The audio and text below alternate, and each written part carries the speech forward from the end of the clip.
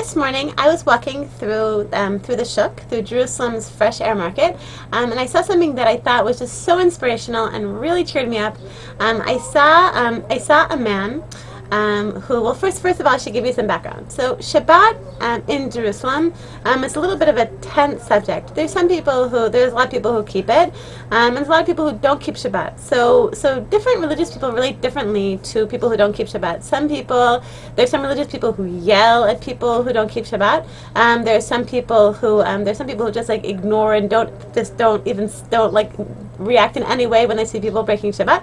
And today I saw someone doing something that really, I thought really was such a sweet thing. This man, I've seen for years, probably for decades, I've seen this man's signs. He puts them all over Jerusalem. There are these signs. He gave me one. Okay, see, it says 7:10. It says this next Shabbat Parshat Balak, the candle lighting's at 7:10. It just hits, it's like he's not yelling at anybody. He's not ignoring the fact that people don't keep Shabbat. He is just going up and putting up these signs and like lighting a candle, literally, lighting a candle in the darkness and sort of bringing people to Shabbat with love and sort of informing people when Shabbat is. I thought that was really nice. And it reminded me of something that I read this week. I read something that I loved in Bina magazine this week. And I loved it especially because it was written by my very, very dear friend, Sarah Debbie Goodfriend. And she's also my long-term chavruta, my learning partner. We have had a daily email chavruta for the past almost 6 years. Wow. So she wrote something I loved. It's called 5 Steps to Build Confidence. Basically, to have confidence, to like this man, to take a step to make positive change in the world or in yourself. So she told two out of the 5 I really wanted to share with you. I thought all of them are good, and 2, but I especially wanted to share. The first thing is to be grateful.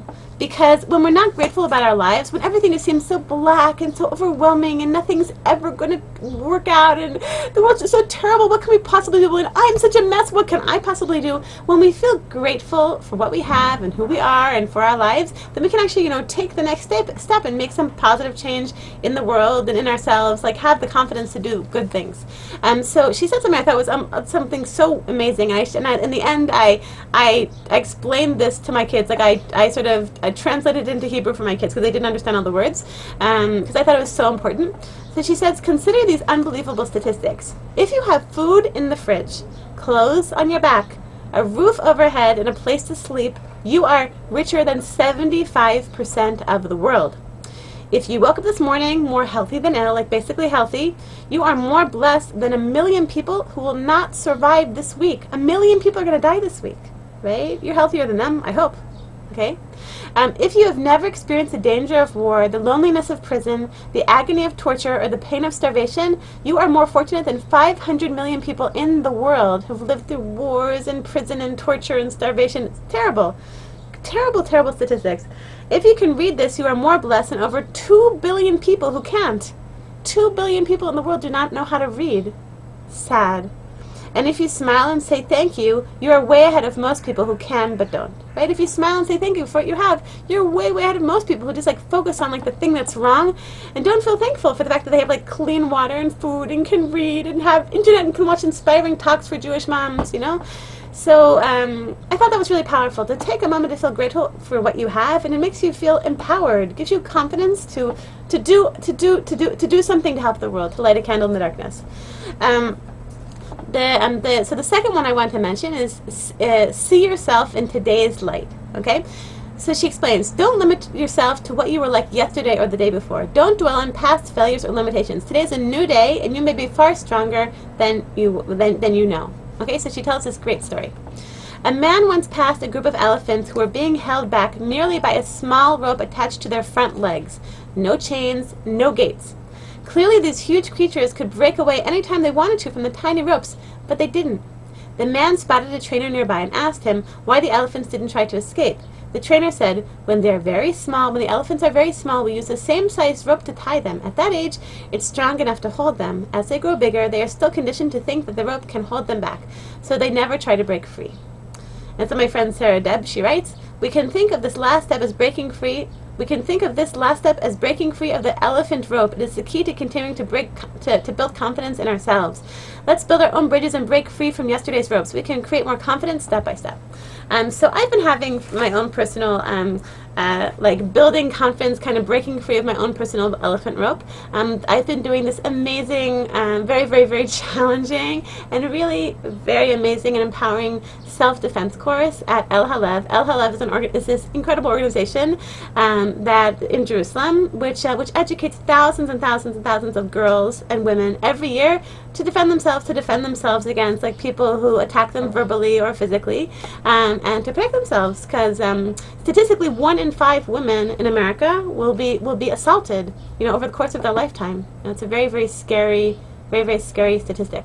So I've been doing this, and like this week, this Wednesday is my final class. It's been really hard. It's like 5 hours a shot. It's very, very difficult for me. Basically, they put you into sort of all sorts of nightmarish situations. Like if a person if a 6 foot tall man with who's built like a boxer, if he grabs you from behind, how do you get away from him? If he pushes you down, how do you get away from him?